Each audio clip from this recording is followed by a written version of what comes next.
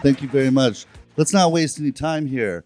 I'd like up here on this podium, Greg Iwinski from the WGA, representing all writers, and Dulé Hill, who's on national board for SAG-AFTRA, representing all the actors. Well, I want to do a little thing. Your energy is already up, but we're going to get it up a little bit higher. We're going to start off the same way we started off a year ago when we were in the middle of the writer's strike. And this is just to give you all, if you weren't there, a sense, or if you're not in a union, and I hope many of you are, what solidarity feels like. And that's that same sort of solidarity that got the writers through 148 days of their strike and the actors through 118 days of their strike.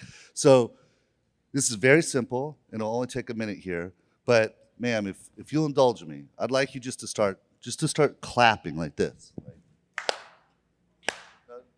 I know, just one person, just her. I've already seen people. That's it. Okay, that's one person. Keep going. You gotta keep going, right? You're crucial to all of this, okay? And so that's the sound of what one person sounds like. If you add another person, ma'am, match her. That's two people, right, sir? Don't speed up too fast yet. We got a lot of people got to join in. There you go. Yeah, we got a little 3-person union happening right here. Okay, why don't the three of you join in? There you go. Put a little sound into it. Put a little energy into it. Yeah, that's it. You got to win this strike. Okay, let's get the whole first row going. Nice. Second row, jump in there. Third row. There you go. Everyone. Yeah. That's what it sounds like. Okay. All right, let's talk about a strike that we won. I feel like I'm having a nightmare. Yeah, this is the Sunday 10 a.m. crowd. You guys are hardcore. So thanks for making it out today. It's nice to take a victory lap, right, guys? Like, I mean, it was a hard-won victory, but let's get into it. I think a lot of the people in our audience are familiar with these strikes and may have followed them closely, but there's probably varying degrees to which people sort of understand how we got here and how we got through it and where we are now. So let's, Greg, start with the writer's strike. 148 days. Can you talk a little bit about the lead up to it? And Greg served on the negotiating committee, by the way, and also served on the council for the Writers Guild East. So can you talk a little bit about the lead up to it and then that sort of fateful moment, it's time, after weeks of negotiation to make that decision. We're going to hit the pavement. Yeah. Well, negotiating committee was pitched to me as 4 weeks of going to California and having some meetings.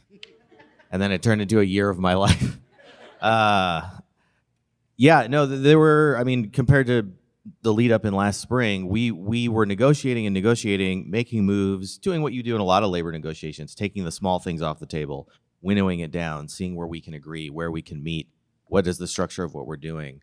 But we worked really hard to communicate this with the membership. There were so many areas in which it was a refusal to talk at all. And that was hard because you're not even being offered a bad deal. You're being offered no deal. Things like your show doing well, paying you more, or AI restrictions, or a lot of different things. So when we got to those last couple days, where you're sitting there negotiating and looking at this list of things that have not been addressed at all in all these weeks, that you would bring them up in a proposal, there would just be nothing back, no mention of them, not even we're not doing this, just they don't exist.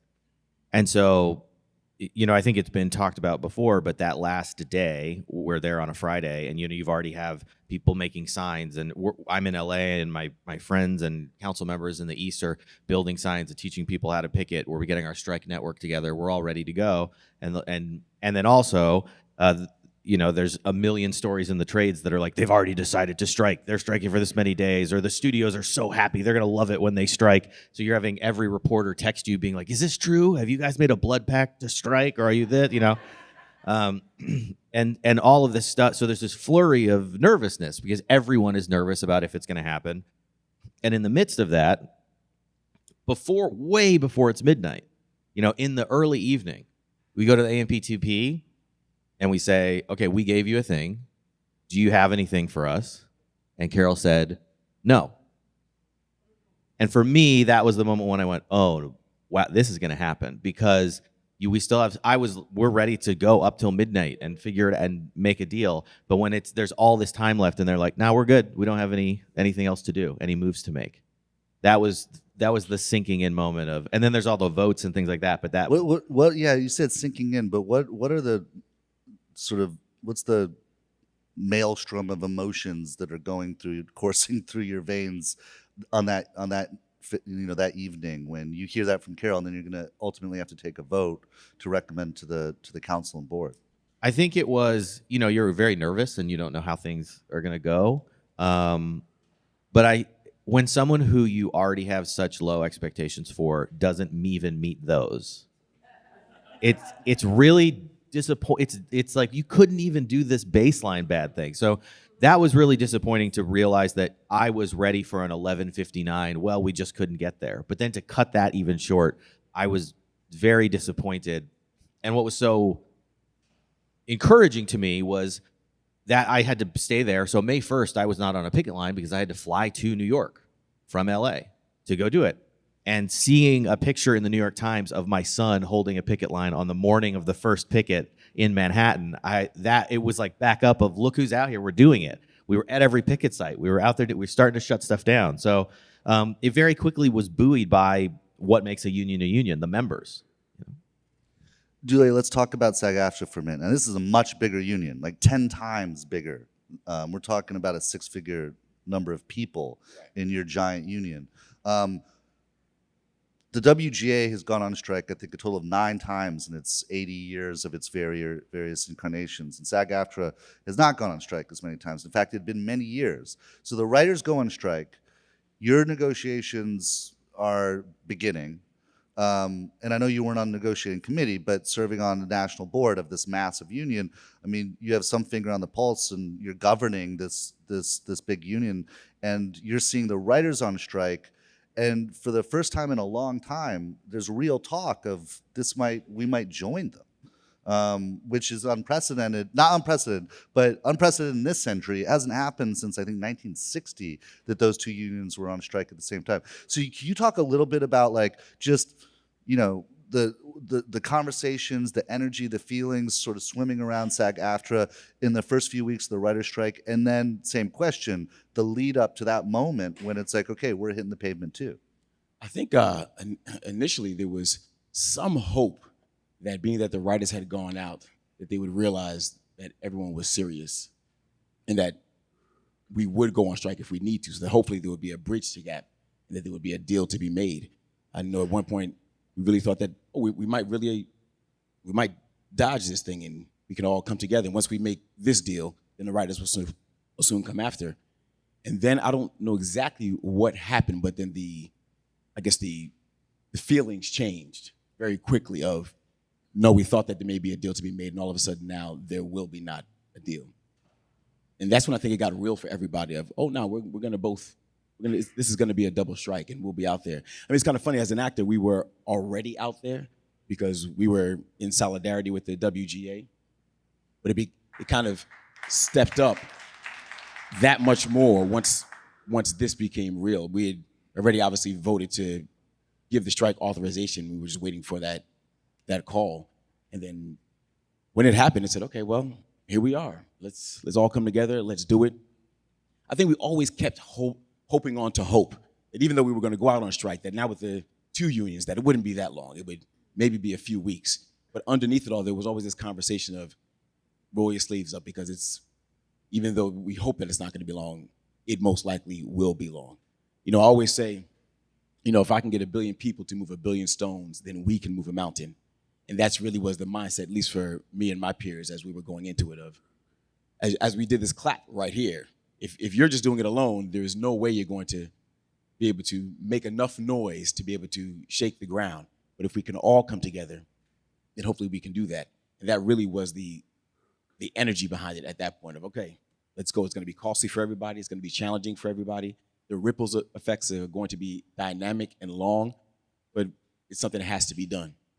and I'll say really quickly too, is I've realized that strikes aren't necessarily for the membership now. Strikes are for the members who are coming. We are living in the result of those who've come before us, those who made the sacrifices before us, and we see the domino effects of what has happened over this last year. I mean, it's been so costly for so many people that some people may not ever recover from it. Some people may have made different choices to even go into different lines of work. But for the next generation of artists who come, they'll be very grateful for the sacrifices that we have made. That's such a good point you bring up.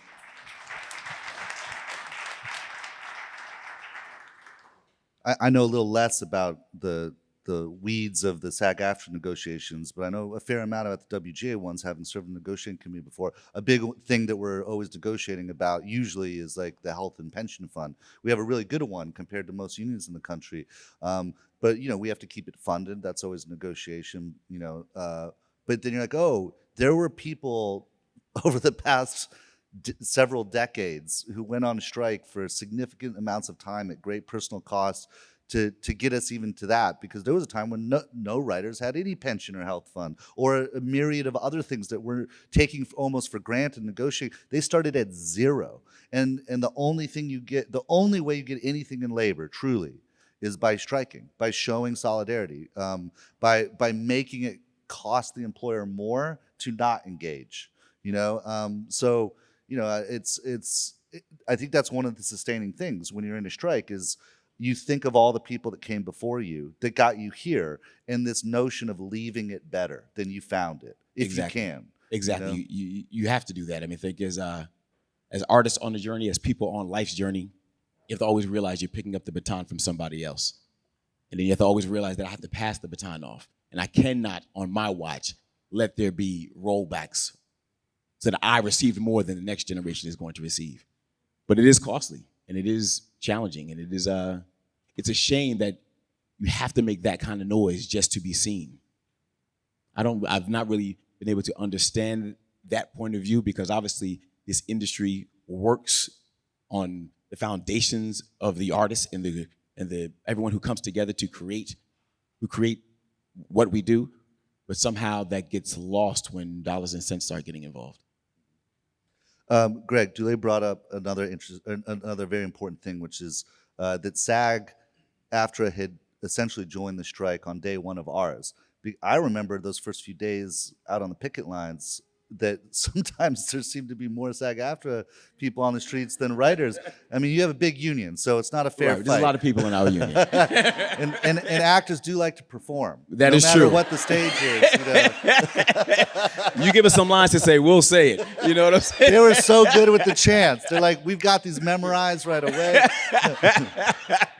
But I do remember how uplifting it felt, and it ballooned our numbers and sent a message to the AMPTP like this. We're talking about inter-union solidarity here. This is a serious thing. IATSE too was out there. The Teamsters. I mean, we were shutting down productions within hours. So, Greg, can you talk a little bit about that, the inter-union solidarity, and I mean, how much you were expecting, what it felt like, and the coordination between the unions? Yeah, we weren't really sure what it was going to look like, and starting kind of closest union-wise is with SAG. I don't know if there's a better illustration of the difference between a writer and an actor than you looking at this couch, because like you are so hot, and I just make jokes, and this is the Writers Guild and SAG. I'm just like, man, I should have had a different job. But when the actors showed up, it was really those things of you just are walking all day, and then I will give a lot of credit too that in New York and LA, actors who were bigger name actors and were recognizable were out there drawing media attention, and getting people to pay attention, showing that everyone was involved from the top to the bottom. And I think that kind of solidarity, not just across unions, but across levels, was so important, because Beau, you and Tony Gilroy, Andor, boom, we're gone. The strike starts, we're not making the show.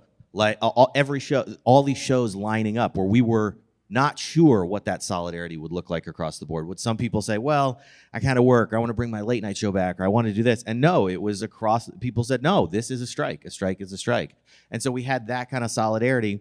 And I will say that when the actors were there all the time, but when they went on strike, it was like, and this is I'm sorry, this is a nerdy reference, but it's like in Lord of the Rings when like the Rohirrim, when a big army of horse knight guys come over and you're just like, oh my gosh, this was so hard. And then all of a sudden all these people show up to help us. And it was so uplifting for our strike even, because SAG you guys were so valuable to us even having the energy to keep going, because it was, you are not alone. It's not just, oh, the writers are doing this and they whine all the time and they'd love to go on strike. It was, no, there's a systemic problem. Because when we could go in our negotiations and say, Carol, half the things we're talking about, the actors are talking about. So you have the issue. It's not just us making it up.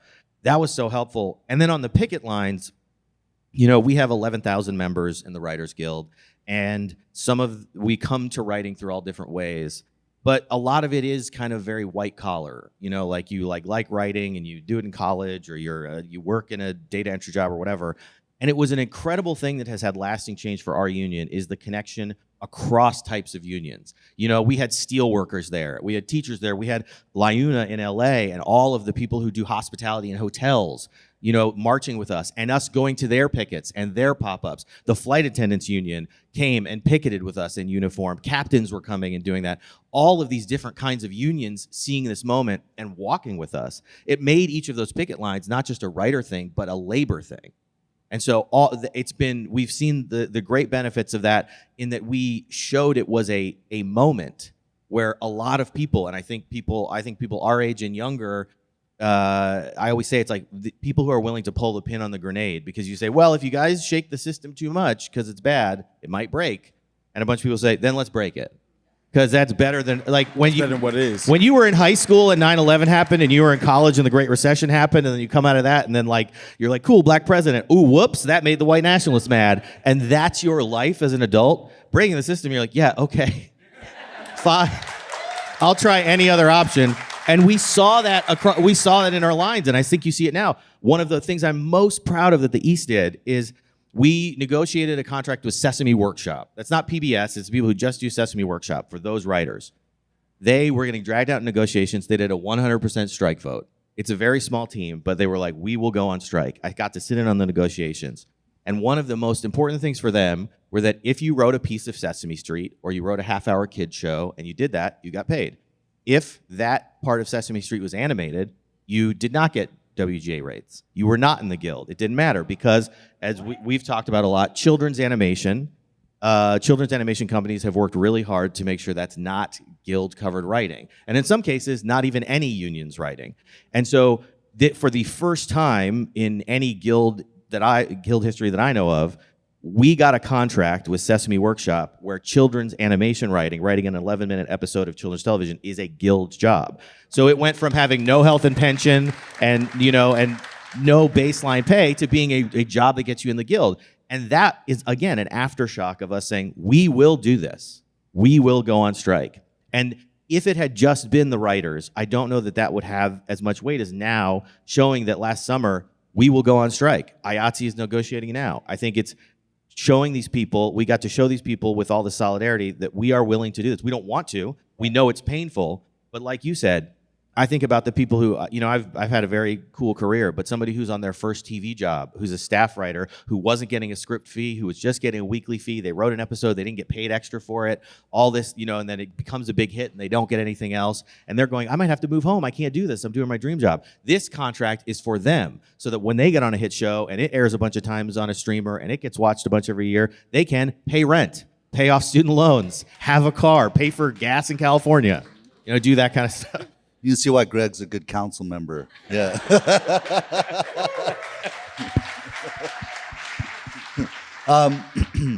We have two unions represented up here. We talked a little bit about IATSE and Teamsters and other unions, but I think one of the major differences with these strikes than in previous strikes for the Writers Guild, certainly, this is the first time almost everyone refused to cross the picket line. So it's not just marching in a circle in front of a place. It's like, the Teamsters like, no, we're not going to drive our trucks in there. If you don't have the trucks, you can't deliver, you know, all of the equipment and gear to location or wherever it needs to be. And the you know, the craft unions, IATSE and other unions that are like, well, if we decide not to build the set or to put the lights up, you know, or a thousand other things, you know, of really the more sort of blue collar work that goes into film production and TV production. And by the way, people, you know, that don't know any better tend to think like, oh, Hollywood, all these highfalutin people that are out there striking, you know, the rich just trying to get richer. I mean, the average writer and the average actor is struggling, just like most Americans are, to make ends meet.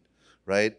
Very, very few people reach a place in their career where they don't have to, where they have, you know, complete financial security, you know? And then the majority of people that make the films and TV shows you watch are people that have like tool belts, you know, that are people that are like driving trucks and vans, are people that are cooking food for all those other people, people that are, you know, doing sanitation work, you know, people that are doing medical work, all of the things that are required for several hundred people to be able to point a camera at someone like Dulé, who can now do something very interesting and beautiful for us to record and send out, you know, to all of you to watch.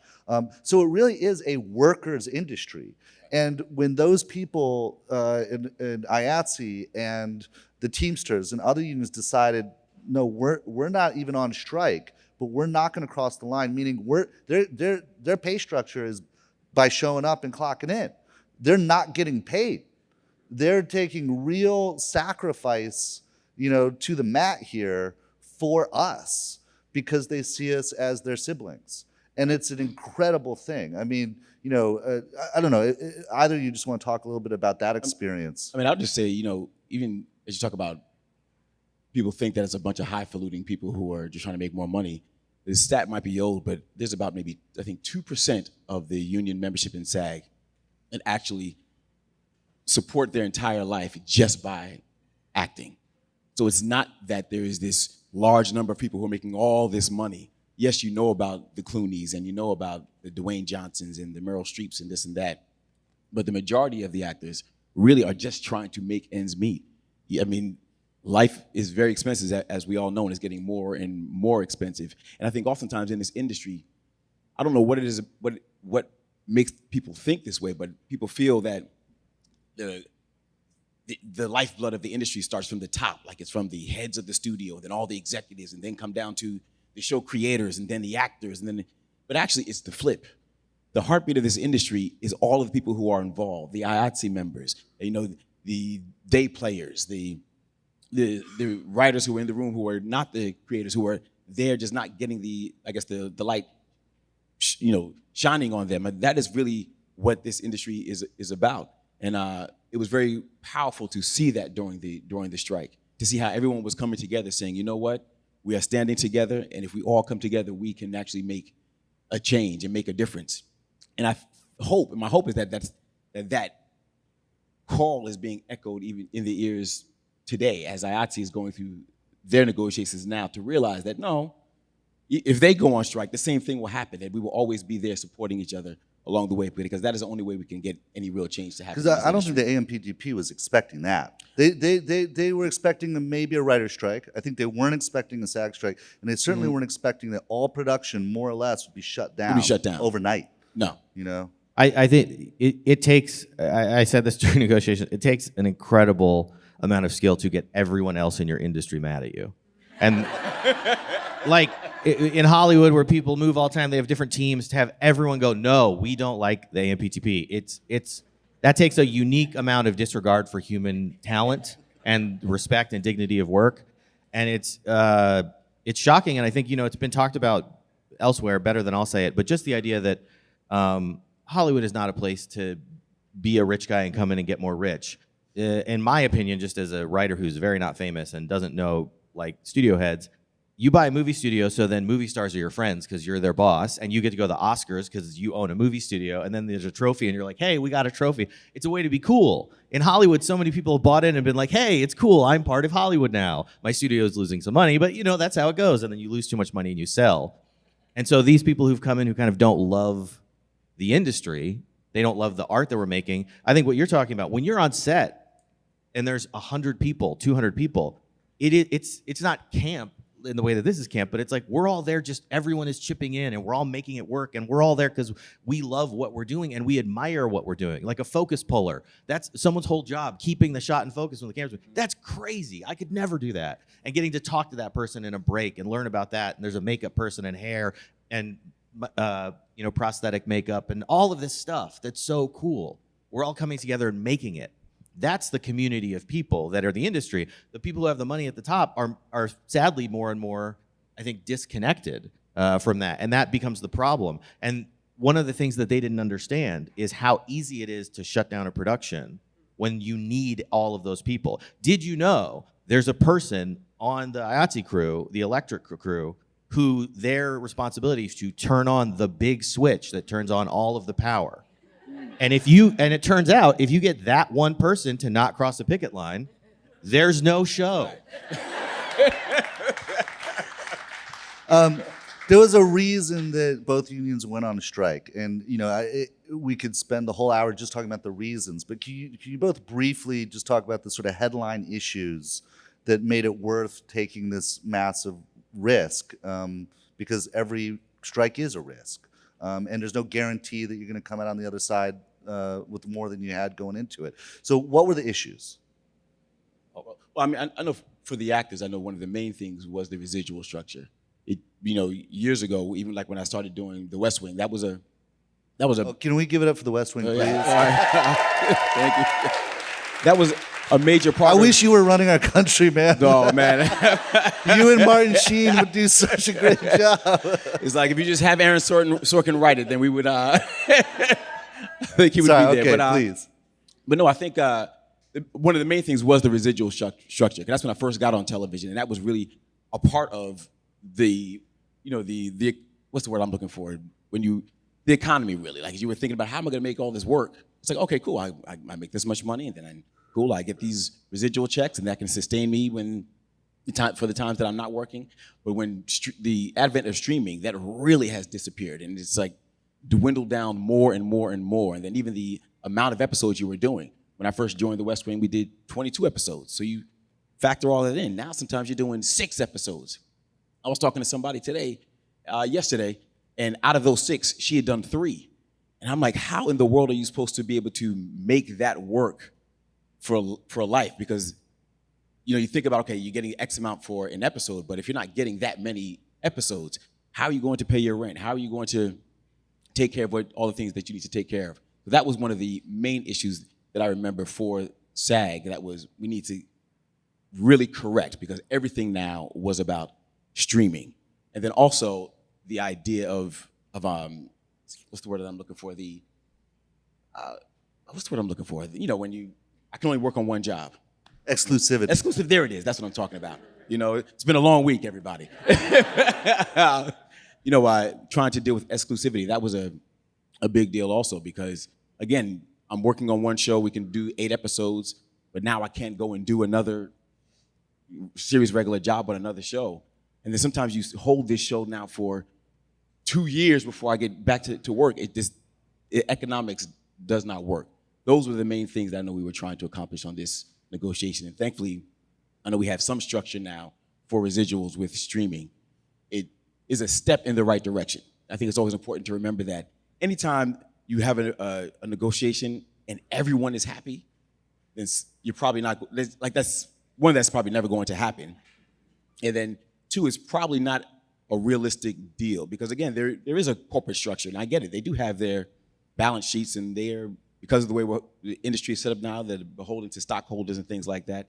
So there does have to be a middle ground, but at least now with residuals, we have a foot in. And once you have a foot in, then you can build on it. I'm sure that in 2 years, that's going to be a part of the conversation again. Just very quickly before I talk about the WGA ones, I just want to make sure that as the guild to IATSE, we are articulating on their behalf what they're asking for, because it's 2 very simple things. They've gotten everything else off the table. 1, they need a wage increase. It's very expensive to be alive. They have to live in LA or New York, really expensive. Atlanta's expensive, here's expensive. I'm from a small town in Arizona, very cheap. But the other thing I ask for is turnaround time, because if I give you an 8-hour turnaround time, it takes you an hour and a half to get home. It's going to take you an hour and a half to get back. Now you have 5 hours left. Are you going to see your kids or your spouse or sleep or eat or take a shower? And that happens day after day. And now we're working into the weekend, and now we have we're going long, and now you have 8 hours to come back. So those mandatory turnaround times that recognize that commutes home take time, that humans have to sleep, and that they have to do something else in their week that isn't just working, driving, or sleeping. I just want to add something to that. If you're not aware, in the film industry, you are typically putting in a minimum 60-hour week, 12-hour days. But that's the work day, and then not necessarily taking into account commutes. And that's just the way our industry has been built for forever. In Europe, it's a little different. They're a little more humane. It's like 10-hour days. But it is not your 8-hour day job. That's the way it's built. So it's incredibly demanding. And the people that sign up for it are like, yeah, I'm going to do this crazy thing for like 4 months, where I pretty much drive myself into the ground because I love it so much. And you know, there are certain reasons why we have long days, and you're trying to maximize efficiency and all that. But it's brutal, like physically brutal. I remember being on set when I was doing Suits a few years ago, and we were filming out somewhere far, and we were driving back late. And I remember the gentleman who was driving me, he started to doze off, you know, because I felt the car just, hey. Because you don't realize with those hours, something has to give somewhere. And your body at a certain point is going to say, you can keep doing this, but your focus is going to start going. If you're not going to sleep now, you're going to sleep at some point. And we've seen it happen. We've seen it happen recently. And I think that's something that we have to always value each other's existence, each other's lives, and realize that there are certain things that are more important than just the bottom line.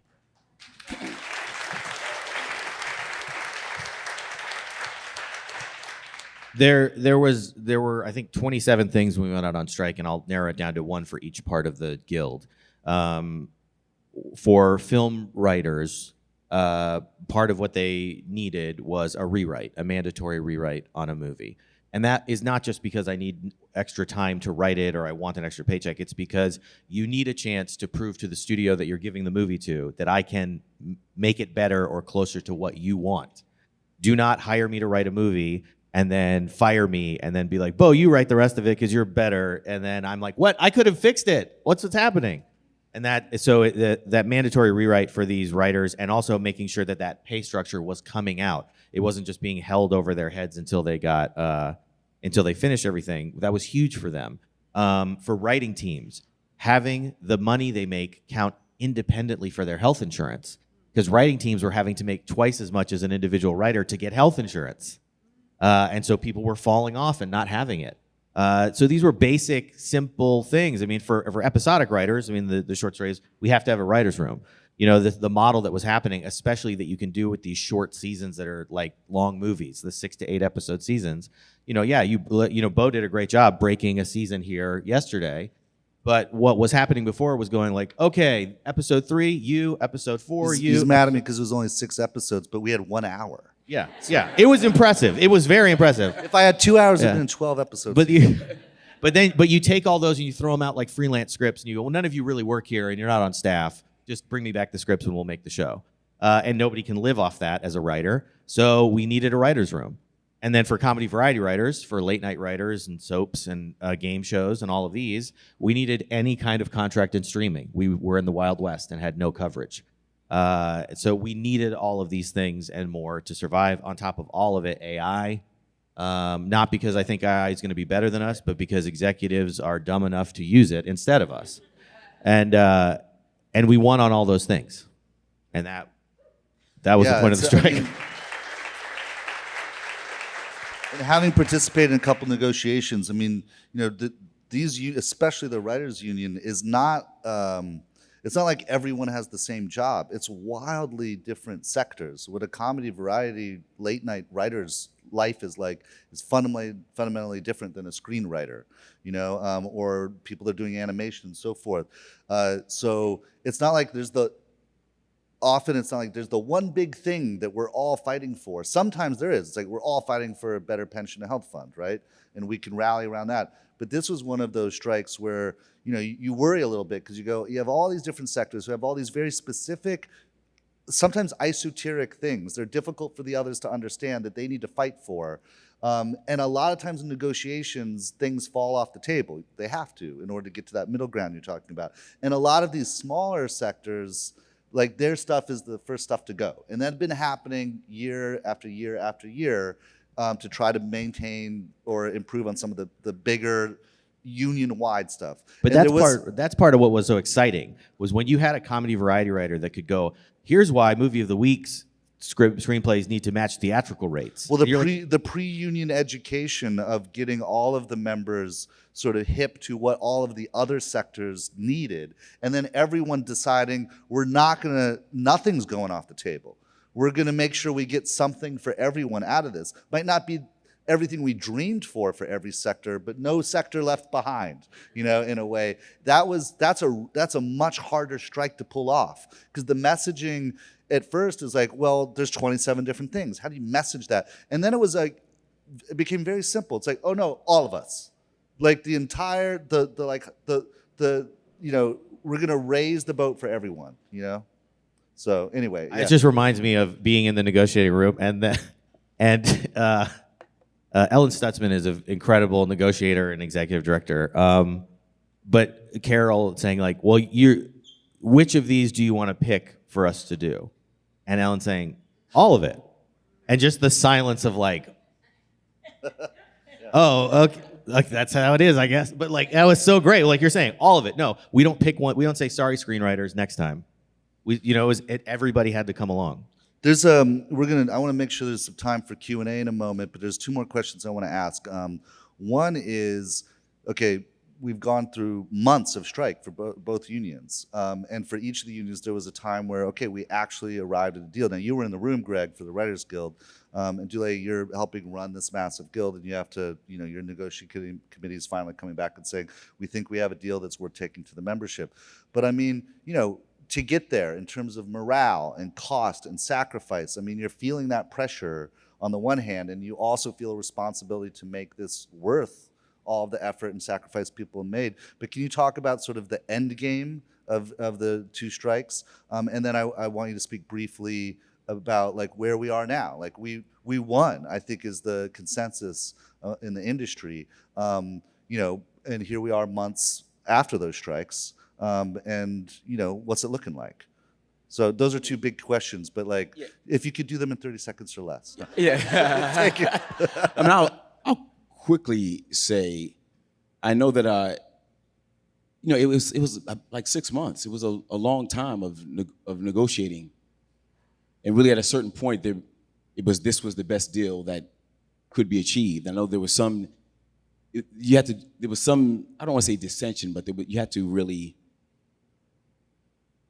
get everybody on board to realize that this is what it is. And going back to what I was saying before, if you're 100% completely happy, then something is not right. There's something missing somewhere. But when that vote actually came up, it was really just about getting the message out for people to realize that there have been people who have sacrificed. We've all sacrificed, but even the negotiating committee, which I do want to give a special shout out to the SAG-AFTRA negotiating committee, because they did this because of the love they have for the union, they have for the craft, and wanted to make sure that we can always thrive while doing what we love. It's not a paid job or anything like that. There's, whether you're on the national board or the negotiating committee, it's just something you do because you have a passion for what we do. And they really dialed in for all those months trying to get the best deal possible. And the main thing that we would try to do once they had come to that deal was to get the word out, to educate people to realize this is a great deal. It's not the end all, but it's a giant step in the right direction. And if we can pass this deal, then we'll continue to live to fight another day tomorrow. And that's really what it was about. Mm-hmm.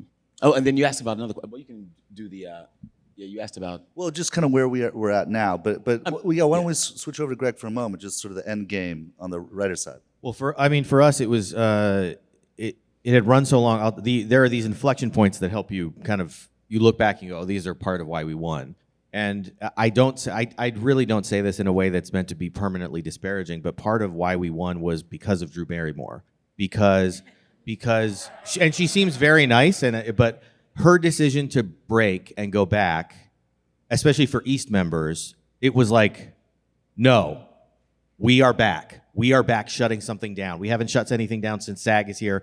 And the fact that Drew Barrymore's writers bought a coffee cart and picketed outside of their own show and talked to the press about their own show and did that. And for us to say, to then go into the negotiating room and go, you can't, this is never stopping. You cannot sneak shows back on the air. That was the beginning of this period where then we got to the end game.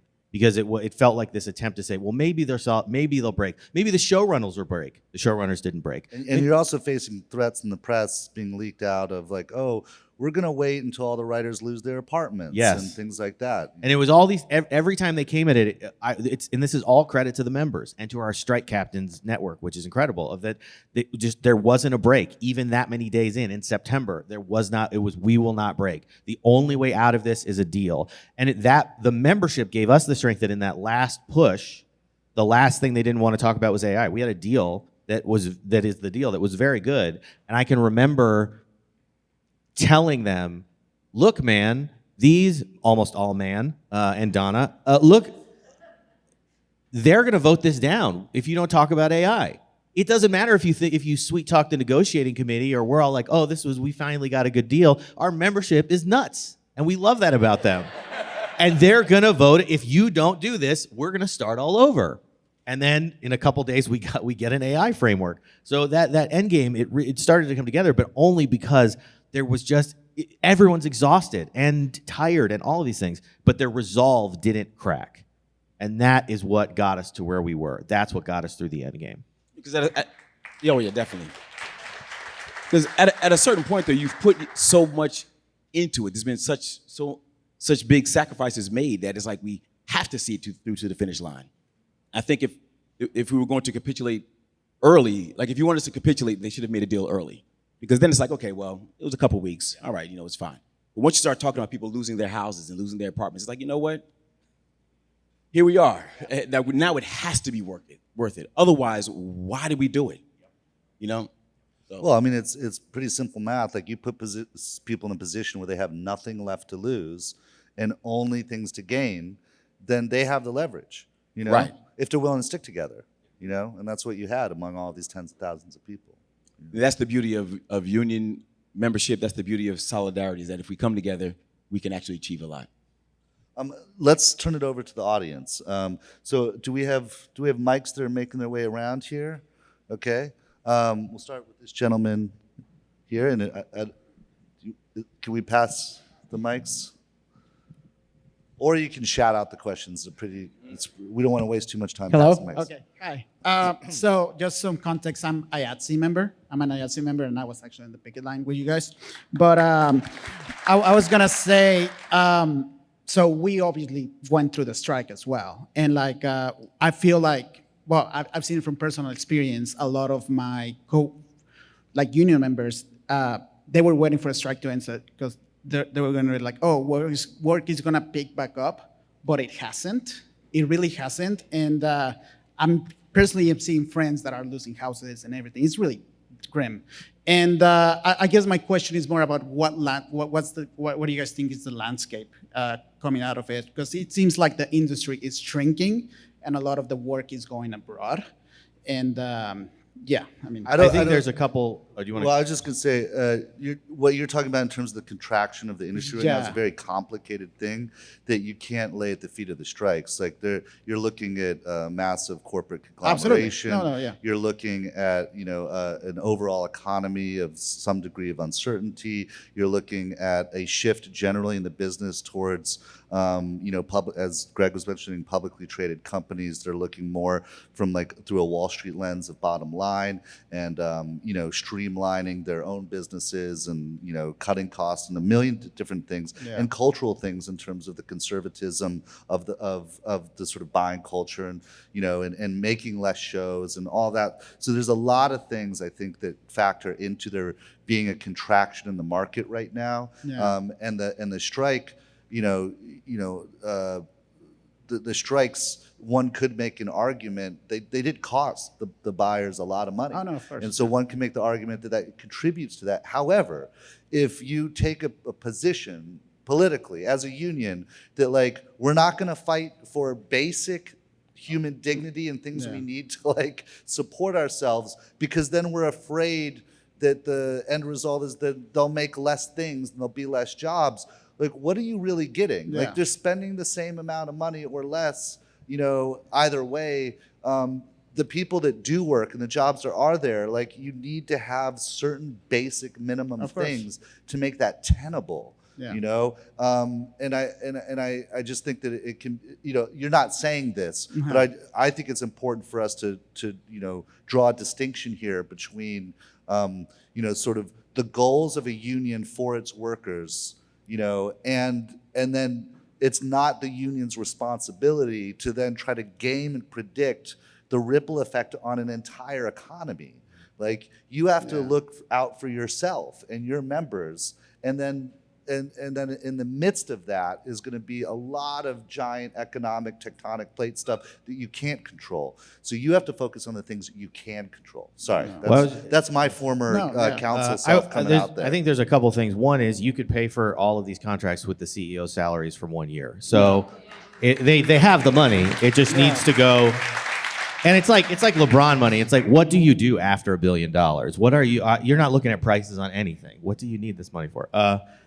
Problem I'll have one day. But also, I think these people are driven by fear. They're not driven by artistic drive, or they want to do it like they have a vision for what a movie should be. They're driven by fear, and they're very afraid IATSE will strike. So I'm not a CEO. But greenlighting a show now, when 8 weeks from now there might be a strike, feels risky. But greenlighting a show August 2nd, when there's an IATSE deal, that seems better. Even if I have to rush to get it done for the fall premiere, I already know there's a deal. And so I think there's a lot being held up by it, because you can't, you can be like, we don't have writers, we have whatever. You can't make shows or movies without IATSE. So if there's any chance they're not going to be there, going to have another disruption, I think you have to wait. So I don't think that, I think the industry is contracted, but from the writer's point of view, if you go from 600 shows to 300 shows, well, we used to have to write on 3 of those shows in a year to pay rent. And now with this contract, we only have to write on 1. So although the shows are getting smaller, because each one of them is a livable job that might get you 1 or 2 years of health insurance, might get you those extra residual payments that keep you going. Yes, it's less shows, but it wasn't always 600 different people working on those shows. I think my hope is that once the IATSE deal is done, then you'll start to see more development coming. I mean, you start to feel this slowdown from spring of last year. It's like everyone kind of knew there was going to be this strike happening. At least as an actor, you start to feel like, oh, no, normally there would be all these things going, but for some reason there's not. And even after the SAG strike and the writer strike was done, in the union, it was a thought of like, okay, we'll be back at work now. Things will start ramping back up. But I mean, myself and other actors, like, we don't feel that yet. There seems to be this, people are being cautious about putting their foot on the gas. And I have a feeling that it has a lot to do with the IATSE strike, as you were just saying. Are there negotiations? But hopefully, by the time we get to the fall and going into the spring of next year, we'll see it all start to, I guess, rest into what the new normal is going to be. Because I know it's easy to be really, this is to you, to me, to everyone, it's very easy to be scared to go like, it's all dried up, nothing's happening, nothing will ever happen. There have to be television shows, like in spring of 2026, or going out, there have to be television shows. Movies have to exist. They have to exist unless every one of these companies we negotiated with has just decided to stop existing. So yes, there's a backlog and we're shifting things around and we have banked season. We bought a foreign show. That's all scrambling to cover the fact that you are a hamburger factory. You have to make some hamburgers. Right. And so that will come back. And that does feed into the bottom line. It's like, again, it goes back to Wall Street and their shareholders. So they do have to make content to be able to keep that share going. So I have no doubt that at some point it'll steady itself out. I'm Jess. I'm with Women in Film and Television Austin. And we were part of a panel last month in Cine Las Americas, another festival. And one of the things that came out is Texas is a right to work state. But we're starting to have those, because of the strike, we're starting to have those conversations about whether to join, the unions. What would you say to states like Texas to join into this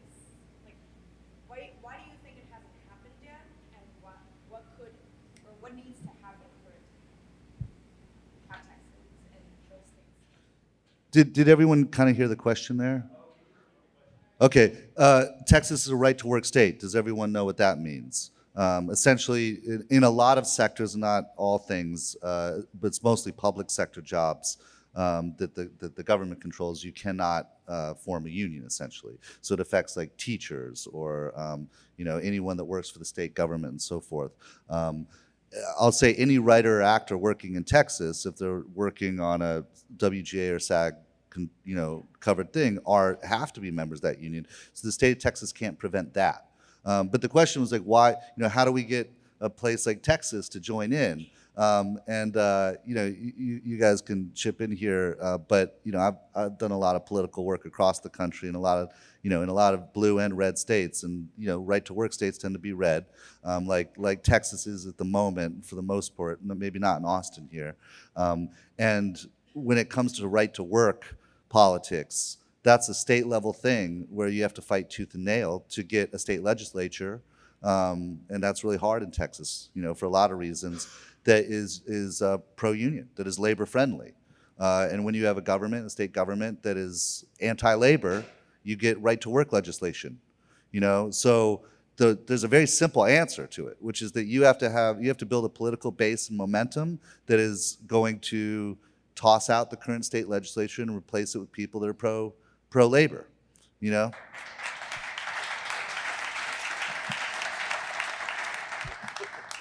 Yeah, I think you said it. I just thought I'd field that one for you. Okay, sir, please. Thank you. The future game is a word that you said earlier. I remember the '88 strike, because I've been at this a really long time. And the question I want to put out to you all as the future horizon, do you think there's a world in which the above-the-line writers and actors will stop shooting overseas, Canada, Australia, UK, wherever, and consolidate bringing work back to the United States? Because above the line can travel across borders, but it's becoming harder and harder for the below the line to do that. And it seems like they're going to get suffocated and maybe snuffed out if this trend continues. Do you think there's a world in which we can have more production focused on being shot inside of the United States? They will look Well, at me. you make shows and I make jokes, so you're better at answering this. So you all heard the question. I'll try to make this brief because we're here for these two gentlemen. A number of things do shoot overseas where there aren't necessarily actors unions or writers unions, or if there are, they're not as strong as the ones here.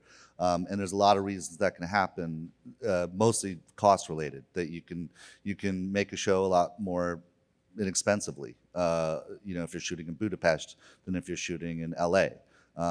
But I'll just say, and it's the question you asked is a nuanced one and it requires a long answer, so I don't want to get too bogged down here. But there will always be lots of production happening in the United States because the stories we're telling, for the most part, are set in the United States. And the actors that are acting in those stories a lot of times don't want to live in another country away from their family for 6 months at a time. And there's a whole host of reasons why, yes, some things might end up in Canada or in Europe or in South Africa or wherever around the globe, but you will always have lots of work happening here. And so this notion of like it being snuffed out and that there's going to be no production in the States, I think is a false one. You will see and have seen a more diversity of locations in terms of cities that we're shooting in. So that has to do with state tax credits and incentives. So that's how in Atlanta or in Albuquerque or a Pittsburgh becomes a place where there's a lot more work. And that's interesting because now you have people and crews and IATSE folks, in parts of the country that didn't have a lot of work and had to move to LA or New York. Now if you grew up in Georgia, you got plenty of work to do down there as long as there's production going on in the industry. So I think really what you're seeing is more of a shift of where production's happening within the United States than like a ton of it going overseas. So I don't think it's maybe as much of a problem as you might be thinking that it is overall. Do you want to have anything to add here? Okay, ma'am, over here. Look, can we get a mic to her? Oh, sorry, you'll be next. Okay, sorry about that. Hello. You're in my blind spot here. Okay. The next generation of artists is here, and we thank you. Especially because I know that the negotiation must have taken a mental and physical toll on you and your entire family, because I've seen a union negotiation before. And we are very grateful. So my question is about like what's coming. For those of us picking up the baton in the industry, what are the gains that we didn't get? What are the injustices and gaps that still exist that we all need to be picking up the baton and working towards? Not just waiting until the negotiation to work on those, but just starting on those now. And also as unions, are we still staying involved, or what is the plan, or what are y'all doing to keep the labor movement going and supporting the other industries that came to support our industries? Because I think everybody felt it, that we had this moment. The labor movement has been struggling for like 2 generations in this country. That right to work legislation has been passed like in many states across the country. And labor organizing was seen as like a bad word in a lot of places. But then we had this moment where the most charismatic and the most expressive people that America has to offer joined forces and explained workers' rights to the country. And a lot of people got it. Not everyone, not a lot of people got it. And I don't think that should end. We only have, so let's get to the question. So what's next? What do we as artists like need to keep doing in terms of our workers' rights? And what are the unions now doing with other industries to support the labor movement? Thank you for that. First thing, yeah, I had my appendix had to get taken out like 3 days after we got a deal. So I do think that may have been stressful for me to do it. But a couple things. On the east side, we sent a dozen staffers to the Labor Notes Conference in Chicago a couple months ago to meet with other labor activists and other unions to stay part of the labor movement. We are involved in all the strike activity and movement activity in New York. We're part of the Flight Attendant Day of Solidarity on June 13th at every airport. So we are trying to stay involved. I think what people can do, one of the most important things to do is read your contract, know your contract, and get your union to enforce your contract, especially when you're young and you're new in a thing and you go, this isn't what it's supposed to happen. You're scared. You don't want to be a problem. You don't want to get replaced. Let the union be the bad guy. Call your union and go, they're supposed to pay me this much. They're not. They're skipping a day. They're taking this % off, whatever, and let the union do it to let them know that this new upcoming generation, we are holding you to the contract we struck for and fought for and won. So we've had someone's been waiting patiently. We have 2 minutes. This will be the last question, so go for it. All right, I wrote my thesis on the economics of production and consumption of media, especially in communities of color. And thank you. Yes, it took a year of my life. Visual representation in media is important because it's a morale booster, especially during economic downturns that disproportionately affect people of color. This was an economic event. These strikes were an economic event. Is there a concern on a recession of opportunity for stories, creative, and talent of color? And what can we as consumers do to make sure that our voices are heard and the need for that is not lost in the ether? Thank you. I mean, I think as consumers, I think we just have to support those things when they come out. You know, I mean, the bottom line, it really has to do with ratings and dollars and cents. So when they are produced and they are out there, we just have to really, the same way as a union, we got together to be able to let our voice be heard. I think as communities, that you have to really vote with your dollars and with your eyeballs, supporting the things that you want to see. Because that's all that moves the needle for them. They're going to really, I often feel that oftentimes certain productions aren't as supported as much as other ones are. That's why at the forefront, if you see something that you like, you have to get the word out and get people to watch it and get people to support it. That's how they'll keep making more of those things. Greg, do you want to? Yeah, the difference between now and a year ago is, I think underneath all the strike talk and contraction talk, whatever, is the old model of television won. And you convinced a bunch of people that doing Spotify for TV was not a way to make money. You put it out every week, you put ads there, because you're like, what's Dulé going to do after the commercial break? I have to watch. And then you watch 3 washing machine commercials, and they make money. It's a way we've done it forever. It's great. And so watching, that's what you're saying, ratings. Ratings are back. So because what as people of color, there were shows that we all watched, and we were like, these are great. And they go, well, no one watched it. What do you mean no one watches it? There's no ratings. Sorry, just trust us. Bye. And the shows go away. Now with ratings, with Nielsen doing ratings, with these ratings out here, you're able to rally to a show. I mean, Abbott Elementary has the ratings of that show are what make it a hit. It's not a hit because we all decided it, because everybody watches it. And so I think that it's we are able to use that power because, yes, in contractions we get hurt the most. Yes, but that's life. That's America. That's whatever. We aren't going to always change that like a recession hurts us more, and we're not going to change all the minds of the people at the top. Ashley Nicole Black talked about it really well a couple days ago. It makes you more money as a studio to have a racially diverse show, but they still don't do it. It's not about the money. So it's not it, but what we can do is make these shows valuable, make people watch them, make them hits, and at that point, a hit is a hit is a hit. So, Like to thank ATX for making space and room to talk about labor, and I'd like to thank Greg and Dulé for sharing their valuable time and experiences with us.